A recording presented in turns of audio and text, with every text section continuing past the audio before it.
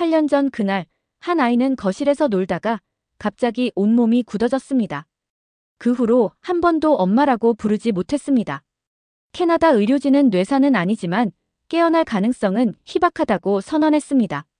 절망한 아버지는 가정을 버렸고 홀로 남은 어머니는 매일 아들에게 책을 읽어주며 기적을 기다렸습니다.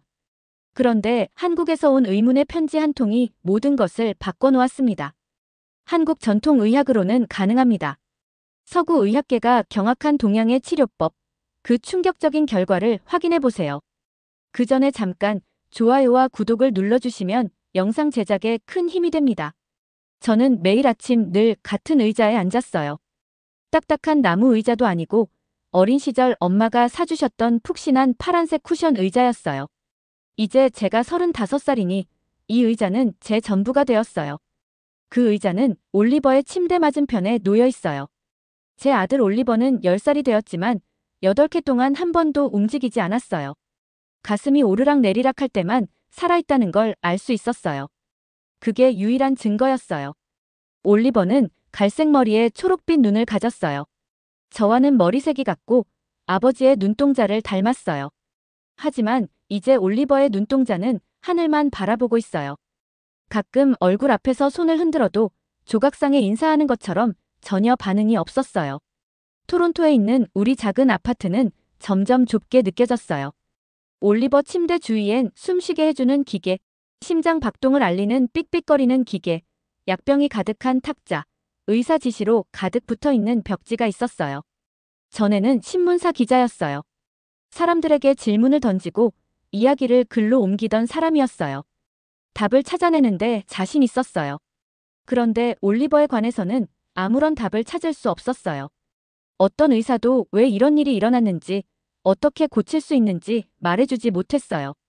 8해 전, 올리버는 2살배기 행복한 아이였어요. 집안을 뛰어다니며 웃었고, 제가 간지럼 태우면 깔깔대며 엄마, 아빠, 쿠키 하고 외쳤어요. 블록으로 탑을 쌓았다가 무너뜨리는 걸 가장 좋아했어요. 그런데 어느 날 거실에서 올리버가 넘어졌어요. 몸이 뻣뻣해지고 눈이 뒤집혔어요. 저는 비명을 지르며 도움을 청했어요. 사이렌이 요란하게 울리며 구급차가 와서 올리버를 병원으로 데려갔어요. 병원에서 의사들은 온갖 검사를 했어요. 올리버 뇌 사진을 찍고 팔에 주사바늘을 꽂고 온갖 질문을 퍼부었어요. 하지만 검사가 끝나자 그들은 고개를 저으며 무슨 문제인지 모르겠어요. 죄송해요. 라고 말했어요.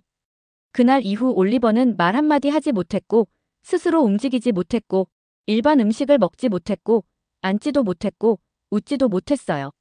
뇌 어딘가에 스위치가 꺼진 것 같은데 그 스위치가 어디 있는지는 아무도 몰랐어요. 올리버 아빠인 마크는 처음에 저를 도우려 했어요. 그런데 매일 올리버를 보는 게 너무 힘들다고 알코올에 의지하게 되었어요. 말수도 점점 줄었어요. 어느 날 아침, 부엌 식탁 위에 종이 한 장이 놓여 있었어요. 마크가 떠나며 미안해요. 더는 견딜 수 없었어요. 라고 적어 놓았어요. 그렇게 지금은 올리버와 저 둘만 남았어요. 매일이 똑같았어요. 저는 아침 6시에 일어나 올리버의 호흡을 확인했어요. 관을 통해 약을 먹이고 책을 읽어주었어요. 반응은 없어도 그가 좋아하던 노래를 틀어주었어요. 창문을 가리키며 날씨 얘기를 했어요. 올리버, 오늘 눈이 오고 있어요. 혀로 눈송이 받아먹던 거 기억나죠? 하지만 올리버는 창문도 제 목소리도 보지 않았어요. 그런데 오늘은 분위기가 달랐어요. 가슴이 두근거리게 하는 이메일을 받았어요. 독일 뮌헨에서 열리는 의료학회 초청장이었어요. 박준호 박사님이 어린이 재활 분야에서 유명하신데 말을 못하고 움직이지 못하는 아이들을 돕는다고 했어요. 뉴욕 의사들도 시카고 의사들도 비슷한 약속을 했지만 늘 도와드리지 못해 죄송해요. 라는 말뿐이었어요. 매번 더 큰 상처만 남았어요. 그런데 이번에는 뭔가 달랐어요. 한국에서 오신 의사라서일까? 제가 너무 절박해서일까? 아니면 8년 동안 이 파란 의자에 앉아온 끝에 마지막 희망을 붙들고 싶어서일까? 컴퓨터 화면에 떠있는 뮌헨행 비행기 표 가격을 보았어요. 너무 비쌌어요. 하지만 마크가 떠난 뒤 판차값이라도 아껴두었어요. 표 구매 버튼 위에서 손가락이 망설였어요. 또 허무한 희망을 쫓아 해외로 날아가야 할까? 올리버를 바라보았어요. 꿈이라도 꾸는지 얼굴이 평온해 보였어요. 공원에서 뛰어놀던 기억이 있을까? 좋아하던 코끼리 인형을 떠올릴까? 어떻게 생각해, 우리 아가? 저는 침대맡에서 속삭였어요. 엄마가 한 번만 더 시도해 볼까요? 올리버는 대답하지 않았지만 마음속 어딘가에서 그래요라는 소리가 들리는 것 같았어요. 저는 마우스를 클릭했어요. 2주 뒤 민 해냉표가 확정되었어요. 이번에도 또다시 치료법을 찾지 못했어요라는 서류 뭉치를 안고 돌아올지도 몰라요. 하지만 어쩌면, 정말 어쩌면 이 한국 의사님이 다른 누구도 못 본 무언가를 발견해 주실지도 몰라요. 희망은 아프게도 위험한 것이지만 이 파란 의자에 매일 앉게 해주는 유일한 힘이었어요. 저는 올리버의 손을 살며시 쥐었어요. 아직 따뜻하고 부드러웠어요. 우리 다시 한번 해보자, 아가야. 창문 밖에선 눈송이가 소리 없이 내리고 있었어요. 아파트 안에서는 기계 소리가 잔잔히 울렸어요. 그리고 제 마음속엔 작고 여린 희망이 움트기 시작했어요. 저는 뮌헨으로 가는 비행기가 엄청 크고 무섭게 느껴졌어요. 이렇게 멀리 여행 가보는 건 처음이었어요. 올리버는 살아있는 동안 기계가 꼭 필요해서 함께 못 데려갔어요. 이웃인 첸 부인께서 제가 없는 동안 1시간마다 올리버를 봐주시겠다고 약속하셨어요. 떠나기 전에 올리버 이마에 입 맞추고 곧 답을 찾고 올게요라고 속삭였어요. 초록빛 눈동자는 천장만 바라보고 있었지만 올리버도 제 마음을 이해한다고 믿었어요. 뮌헨 학회 호텔은 동화 속 성처럼 보였어요. 모든 게 반짝반짝 깨끗했고 값비싼 정장. 차림의 사람들이 두꺼운 서류 가방과 노트북을 들고 로비를 오가고 있었어요. 모두 어쩜 그렇게 중요한 얼굴이신지 저만 작아 보였어요. 제 옷은 낡았고 신발은 닳아서 해졌어요. 몇 년째 제 자신을 위해서는 아무것도 사본 적이 없었어요. 올리버 약값과 병원비로 모두 썼으니까요. 컨퍼런스룸 내부는 어마어마했어요. 빨간 벨벳 의자가 줄지어 놓여 있고 큰 무대가 앞에 있었어요. 수백 명의 의사들이 앉아 서로 낮은 목소리로 영어, 독일어, 프랑스어를 비롯한 여러 언어로 속닥이고 있었어요. 저는 제일 뒷줄에 자리를 잡았어요. 아무도 저를 못 보게 하려고요. 전 의사가 아니니까요. 올리버 의무기록 가득 든 폴더만 꼭 쥔 채로 절박한 엄마일 뿐이었어요. 하나씩 무대 위로 올라온 의사들은 복잡한 차트를 보여주고 낯선 전문 용어를 쏟아냈어요. 자신감 넘치는 목소리였지만 제겐 차가운 이야기로만 들렸어요. 그러다 방 안 공기가 변했어요. 한 남자가 걸어 나왔는데 다른 연사들과 달리 따뜻한 눈빛이었어요. 키가 크고 까만 머리는 가지런히 빗어 넘겼고 화려하지 않은 어두운 정장을 입고 있었어요. 마이크 앞에 서서 바로 발표를 시작하지 않고 청중을 쭉 바라보았어요. 그의 명찰에는 박준호 박사, 서울, 대한민국이라고 적혀 있었어요. 바로 이메일에서 보았던 그분이에요. 그래서 대서양을 건너온 거였어요. 박 박사님이 부드럽지만 힘있는 목소리로 말씀하셨어요. 다른 분들처럼 파워포인트가 아니라 마치 거실에 친구들을 초대해 이야기하듯이 편안하게요. 움직일 줄 모르고 말할 줄 모르는 아이들이 있습니다. 그들의 몸은 기억을 잃었지만 마음은 아직 살아있습니다. 제 심장은 금세 터질 것처럼 뛰었어요. 올리버 이야기를 하고 있었으니까요. 박 박사님은 3년 동안 움직이지 못했던 서울의 한 소녀 사례를 말씀해 주셨어요. 다른 의사들이 포기한 뒤 부모님이 박 박사님을 찾아왔고 특수 기법으로 뇌와 몸의 연결을 깨우자 6개월 만에 소녀는 눈을 깜빡였고 1년 후 엄마라고 말했고 2년 후 걷기 시작했다고 했어요. 저는 폴더를 꼭 잡으며 손에 힘이 들어가서 손가락 마디가 하얘졌어요. 정말 가능할까요? 많은 의사들이 고장난 것을 찾지만 박 박사님은 이어서 말씀하셨어요. 저는 잠들어 있는 것을 찾습니다. 뇌가 가만히 있을 뿐 누군가 부드럽게 깨워주면 반응할 수 있어요. 기능성 무운동증 펑크셔널 AKINESIA라는 어려운 말도 전화를 예로 들어 설명하셨죠. 전화선에 잡음이 끼었지만 통신이 완전히 끊긴 건 아닙니다. 조금만 소리를 높이면 메시지가 들려요. 발표가 끝나자 한동안 정적이 흘렀고 곧 박수가 터져 나왔어요. 저는 박수 대신 눈물을 흘렸어요. 끝난 뒤 많은 의사들이 질문하려 무대 앞으로 몰려갔어요. 저는 그들이 다 빠져나갈 때까지 기다렸다가 다리 떨리는 걸 참으며 무대 앞으로 걸어갔어요.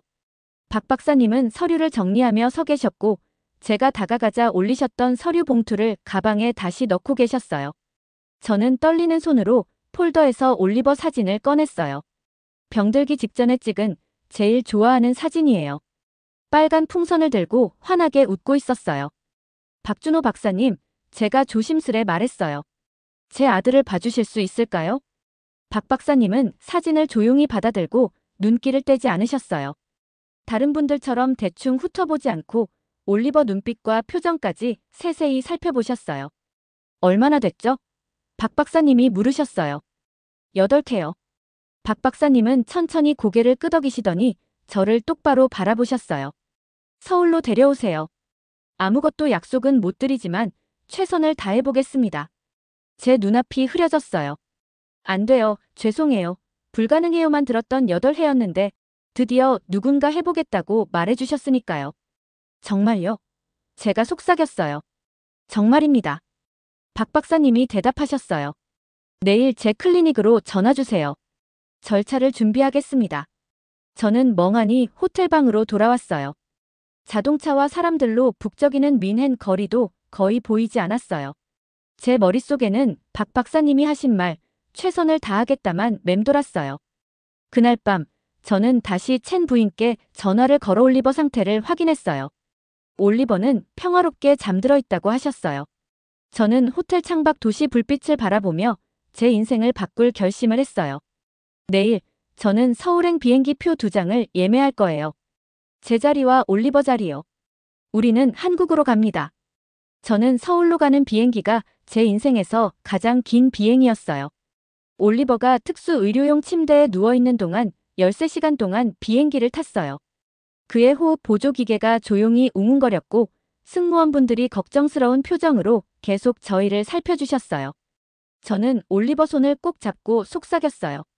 우리가 도움을 찾으려고 산과 바다를 넘어가고 있어요. 그가 제 말을 들을 수 있을지 모르지만 말하는 동안 제 마음은 조금 덜 두려웠어요. 인천공항에 도착했더니 모든 게 새로웠어요. 공항 표지판이 마치 예쁜 그림처럼 한글로 장식되어 있었고 사람들은 빠르게 말했어요.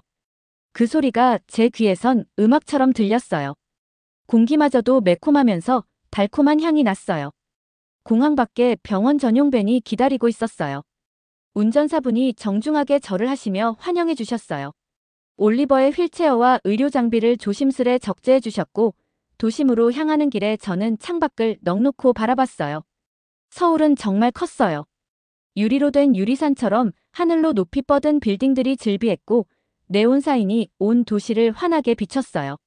사람들은 분주하게 걸었고 차와 버스가 거리를 가득 메웠어요. 모든 것이 더블 스피드 영화처럼 빠르게 움직였어요. 하지만 그보다 더 놀라운 건 저희 의료밴을 본 사람들은 길가로 비켜주고 고개를 살짝 숙여 인사해주는 모습이었어요. 어떤 어머니들은 아이들 손을 가슴에 얹고 올리버를 바라보셨어요. 전혀 모르는 사람들이 제 아들을 진심으로 걱정해 주신다는 게 너무 감사했어요. 세빛신경재활센터 건물은 한국 병원과는 완전히 달랐어요. 차가운 회색 벽 대신 따뜻한 노란색 벽에 꽃 그림이 그려져 있었고 강한 조명 대신 은은한 등불이 부드럽게 빛났어요. 그 특유의 병원 냄새 대신 라벤더 향이 맴돌았어요. 박준호 박사님이 입구에서 저희를 맞아주셨어요. 민헨에서 배웠을 때와 똑같이 친절하셨지만 이번에는 흰 가운을 입고 계셨어요. 올리버를 보자 박사님 얼굴이 한층 진지해지셨고 저에게 먼저 말씀하지 않으시고 휠체어 옆에 무릎을 꿇으셨어요. 안녕하세요, 올리버. 박사님이 부드럽게 말씀하셨어요. 한국에 오신 걸 환영해요. 올리버는 여전히 반응이 없었지만 박사님은 전혀 실망하지 않으셨어요. 고개를 끄덕이시고 자리에서 일어서셨죠. 먼저 올리버를 편안하게 해드릴게요. 박사님이 제게 말씀하셨어요. 그 다음에 본격적으로 시작하겠습니다. 올리버 방은 제가 본 병실 중 가장 특별했어요. 벽은 하늘빛 옅은 파랑으로 칠해져 있었고 창가엔 실제 화분이 놓여 있었어요. 숨겨진 스피커에서 흘러나오는 잔잔한 음악이 마음을 차분하게 했어요. 제 옆에는 푹신한 암체어가 놓여 있었어요. 딱딱한 플라스틱 의자가 아니라 집에 있는 듯한 부드러운 안락 의자였어요. 박사님은 올리버를 차분히 살펴보셨어요. 무섭고 크기가 큰 기계를 대거나 강한 조명을 비추지 않으셨어요. 대신 올리버 눈을 오래 바라보시고 손과 팔을 살며시 만지시며 조용한 목소리로 설명해 주셨어요. 올리버, 박사님이 말씀하셨어요. 뇌가 몸과 대화하는 법을 기억하도록 도울 거예요. 시간이 걸릴 수 있지만 함께 노력해 보겠습니다. 그러고는 진지한 눈빛으로 저를 바라보시면서 저는 올리버에게 가장 중요한 약이 바로 목소리라고 생각해요. 박사님이 설명하셨어요. 매일 같은 시간에 같은 책을 같은 페이지부터 읽어주셔야 해요. 엄마 목소리가 올리버를 이끌어줄 거예요. 박사님께서 건네주신 책은 영업한 어린 왕자였어요. 누군가가 여러 번 읽은 듯 부드럽고 낡은 페이지였어요. 매일 3시에 박사님이 당부하셨어요. 저 의자에 앉아서 읽어주세요. 책을 다 읽으면 다시 처음부터 시작하면 됩니다. 8개 동안 복잡한 치료와 비싼 약만 보아왔던 제게 동화책 읽기가 너무 단순하게 느껴졌어요. 그런데 박사님 눈빛이 확신에 차 있으셔서 믿어보기로 했어요. 다음 날 오후 3시 정각, 저는 암체어에 앉아 어린 왕자를 펼쳤어요. 올리버는 늘 그렇듯 침대에 누워 천장을 바라보았어요. 6살 때였어요. 숲에 관한 책에서 정말 멋진 그림을 본 적이 있어요. 저는 조용히 읽기 시작했어요. 이 방이 조용해서 제 목소리가 낯설었지만 올리버가 반응하지 않아도 계속 읽었어요. 박사님이 이 방법이 효과 있다고 하셨으니까요. 날이 흐를수록 매일 같은 이야기를 읽었지만 올리버는 여전히 움직이지 않았어요. 제 이름을 불러도 눈을 깜빡이지 않았어요. 그래도 저는 읽기를 멈추지 않았어요. 그런데 어느 날 작은 기적이 일어났어요. 장미꽃 이야기를 읽고 있는데 문득 올리버 눈을 봤어요. 천장을 보지 않고 제 손에 든 책을 바라보고 있었어요. 심장이 잠시 멎는 듯 했어요. 그리고는 북처럼 쿵쿵 뛰었어요. 올리버, 제가 속삭였어요. 책이 보여요? 책을 왼쪽으로 살짝 움직이자 올리버 눈이 따라갔어요. 오른쪽으로 움직이자 또 따라갔어요. 8개의 침묵 끝에 제 아들이 제 목소리를 듣고 있음을 알았어요. 저는 눈물을 흘리며 계속 읽었어요. 올리버가 정말 듣고 있었어요. 저는 올리버가 제 책을 따라보던 날 아침, 마치 구름 위를 걷는 기분으로 일어났어요. 마음속으론 내가 환상이라도 본 건 아닐까 싶었지만 침대에 누운 올리버를 보니 왠지 달라 보였어요. 얼굴이 훨씬 평온해 보이고 호흡 소리도 한결 부드러워졌어요. 마치 몸속에 작은 불빛이 켜진 것 같았어요. 아침 식사 후 박준호 박사님이 올리버 상태를 보러 오셨어요. 저는 눈 움직임 이야기를 조심스레 전했어요. 너무 흥분된 티는 내고 싶지 않았어요. 그동안 실망이 너무 많았으니까요. 박사님은 진지하게 고개를 끄덕이시고 올리버 옆에 앉으셨어요. 그리고 제 손가락 하나를 올리버 얼굴 앞에 들어 보이셨어요. 올리버, 제 손가락 따라할 수 있겠어요? 박사님이 손가락을 천천히 왼쪽에서 오른쪽으로 움직이자 올리버의 초록 눈동자가 완벽히 따라갔어요.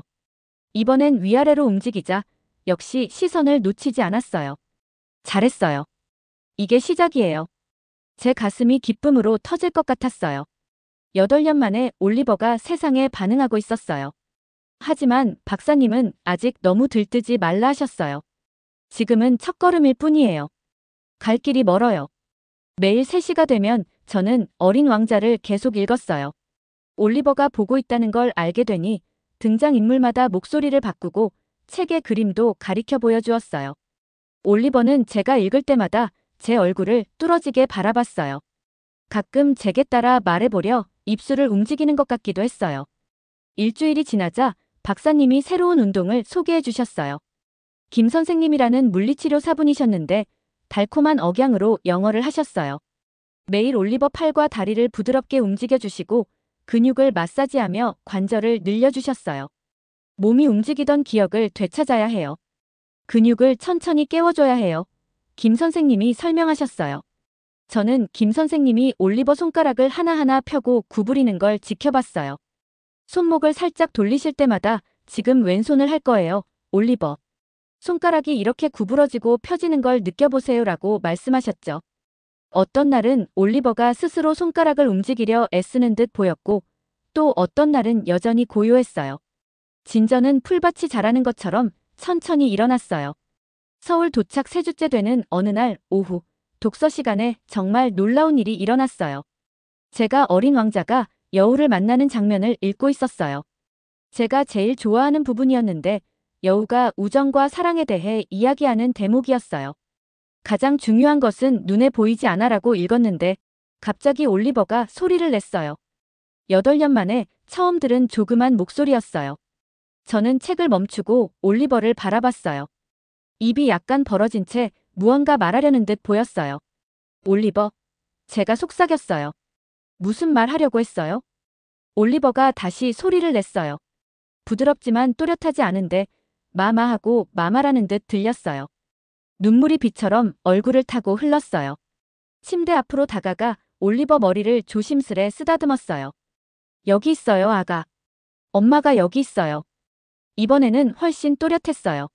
마마. 저는 박사님과 김 선생님을 불렀어요.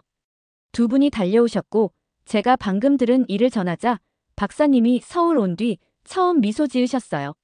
아주 좋은 소식이에요. 올리버 뇌와 목소리가 다시 연결되고 있어요. 그날 이후로 제가 책을 읽을 때마다 올리버는 계속 소리를 내기 시작했어요. 날이 갈수록 소리가 더 분명해졌어요. 일주일 후엔 마마를 또렷하게 말했고 2주 후엔 제가 어린 왕자를 들고 북이라고 하자 그대로 북이라고 말했어요. 하지만 진짜 기적은 비오는 목요일 오후에 일어났어요. 늘 앉던 의자에 앉아 사막의 불시착한 조종사 이야기를 읽고 있었어요. 올리버는 반짝이는 눈빛으로 저를 바라보고 있었어요. 제가 장을 마치고 책을 덮으며 웃었어요. 어땠어요, 올리버? 올리버가 천천히 숨을 들이쉬고 녹슬어버린 듯한 목소리로 말했어요. 제 마음이 기쁨으로 터질 뻔했어요. 나도 사랑해, 마마. 책을 떨어뜨리고 올리버를 꼭 안았어요. 올리버는 아직 안아줄 순 없었지만 제 품에 몸을 기대는 걸 느꼈어요. 8년 만에 처음으로 아들이 사랑해요라고 말해주었어요. 박사님은 복도 끝에서 제 울음소리를 듣고 뛰어오셨어요. 올리버의 말을 전하자 박사님 눈에도 눈물이 맺혔어요. 이제 확실히 알았어요. 박사님이 말씀하셨어요. 올리버는 언제나 그곳에 있었어요. 우리가 깨워주기만을 기다리고 있었던 거예요. 그날 저녁 저는 캐나다에 있는 전 남편 마크에게 전화를 걸었어요. 그가 우리를 떠난 지 새해만이었어요. 수학이 넘어 그의 목소리는 지치고 슬퍼 보였어요. 엠마, 무슨 일 있어? 올리버는 어때? 마크, 제가 떨리는 목소리로 말했어요.